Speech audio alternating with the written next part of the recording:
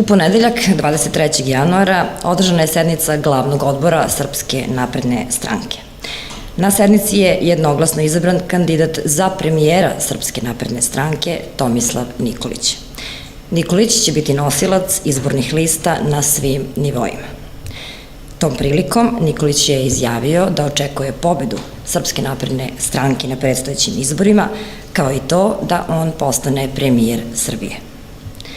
Ono za šta će se zalagati od prvog dana jeste rad svega što aktuelna vlast ne čini poslednjih 10 godina, a to je rad na zapošljavanju, podizanju standarda i obezbeđivanju pravde za svakog građanina.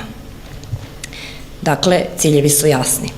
Zaustavljanje pada zaposlenosti, vraćanje života na selo kako bi se umanjile migracije selo-grad. Ulaganje u selo i energetiku biće dva oslonca za zapošljavanje u vladi Srpske napredne stranke.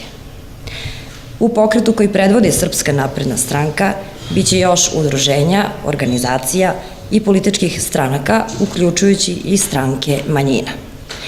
Biće to širok front u kojem ima mesta za sve koji istinski žele promene u Srbiji. O kandidatu za predsednika odlučivaćemo kada za to dođe vreme, odnosno kada izbori budu raspisani. Druga tema o kojoj želim da vas obavestim danas jeste: u subotu 28. januara u bioskopu Cinema od 19 časova, a u organizaciji Srpske napredne stranke, svečano će se obeležiti 143 godine od donošenja Bečkerečkog programa Srpske narodne slobodumne stranke Svetozara Miletića. Bečkerečki program je prvi politički program u srpskoj istoriji.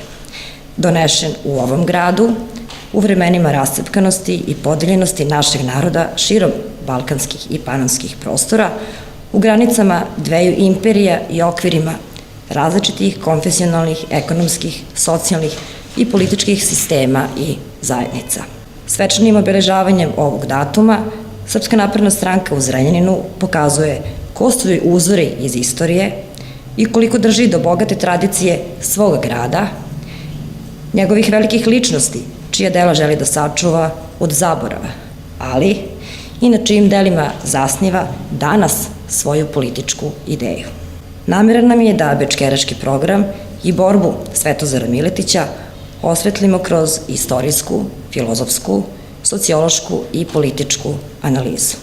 Tim povodom, pored umetničkog dela, na Svečanoj akademiji govorit će zamenik predsednika Srpske napredne stranke Aleksandar Vučić, profesor dr. Radoš Ljušić, profesor dr. Zoran Avramović i Dragoljub Kojčić.